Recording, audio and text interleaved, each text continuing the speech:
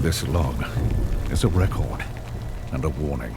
And if it finds you, God help you, as he has abandoned the Demeter. What was Dracula up to on his voyage from Romania to England? What happened on board the ship that transported him, the Demeter? And what happened to the crew? And what is this movie even based on? Hi there, it's Micha. If you'd like to find out, then stay with me for this review video.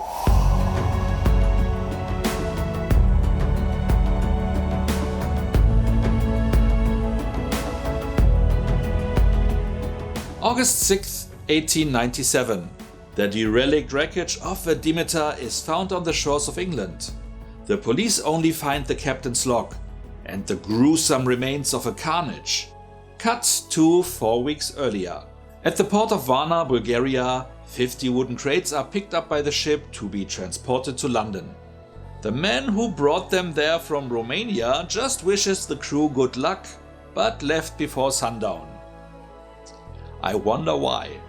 With some deckhands scared off by the dragon emblem on the cargo, resulting in a dropped crate almost killing the captain's grandson, Clemens, a doctor who was rejected as a crew member at first, now finds himself hired after saving the boy. After setting sail, Clemens finds a woman in an open crate, buried in dirt. As she seems to fight an infection, he gives her a blood transfusion to apparent success. Meanwhile, a crewmate spotted a strange figure on board that vanished before he could take a closer look. The next night, all animals on board were found dead, and even the rats seem to have left the ship. Soon, the crew has to face that there is someone or something on board ship that is out for their lives and their blood. The movie is based on parts of the original Dracula novel by Bram Stoker. As you may know, the book is told by way of using, among others, Jonathan Harker's diary, newspaper articles and the captain's log from the Demeter, which makes the movie not a prequel to that story, but tells a part in the middle. Therefore, it is no spoiler to say that the crew won't manage to kill Dracula, and it is clear that the ship will arrive at the shore unmanned. However, compared to straight-up prequels like Star Wars Rogue One, where it was pretty clear that everyone would die, the plot of this movie is quite open. As the book doesn't say what happens between the last log entry and the ship hitting shore, the writers had a lot of leeway to tell their story. What that means for the characters I will not reveal at this point, but will share a bit in the spoiler zone at the end of the video. It was a solid movie that was entertaining enough to say that it didn't deserve to be the box office bomb it turned out to be. The acting is strong, with especially Corey Hawkins doing a great job again. The effects are graphic and also well crafted, and the technical aspects are convincing throughout. There are some issues with the screenplay though, as so often, which keeps the movie from being great. One of them is the fact that Dracula, depicted as more of a creature than a human, even shown as looking inhuman when walking among people, seems to be unable to control himself. He rips into his victims, ripping their throats open, wasting most of their blood, which makes for some nice splatter effects, but stands in stark contrast to him also sometimes just biting them and drink the blood without killing, if the screenplay asks for it. You could explain parts of this away by him just not caring about wasting food, but it still seems strange. There was also a chance for the movie to have a phenomenal twist at the end, which I almost felt was coming, but wasn't leveraged after all. Maybe they had planned to do so in the sequel, which will surely never come looking at the box office results, which makes it even sadder. Details on this will follow in the spoiler zone, along with the main plot issue that really bothered me. What also was a detractor, at least for me, was the lack of characterization of the smaller roles. Most kills will leave you unaffected, not caring much. The movie doesn't achieve the task of you fearing for the crew, though by the end, some emotional points could be scored. Additionally, I would have appreciated it if the movie would have utilized its claustrophobic setting better. There was so much potential for real dread and suspense, but the atmosphere never got to the heights it could and should have reached. In a nutshell, there were some wasted opportunities that kept the movie from being great, keeping it in the mediocre sphere. And with that being said, let's get to the rating. Like I said, the movie was solid enough to entertain throughout, but had some plot issues.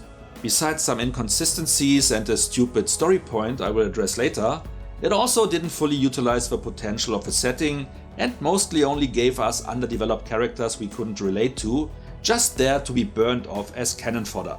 I guess you already know where this leaves us, right? I'm rating this one with 6 out of 10 points. It's a pity, because if the side characters would have been fleshed out more, the atmosphere was a bit tenser and the big plot issues would have been avoided, this one could have been great. I don't regret having watched it, but watching it at home would have sufficed.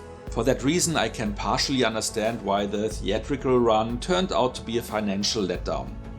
Now, if you don't want to get spoiled but enjoyed this video so far, please like it now before you leave. And if you are not a subscriber yet, maybe consider to change that. If you don't mind spoilers or have already watched the movie, please follow me into the spoiler zone.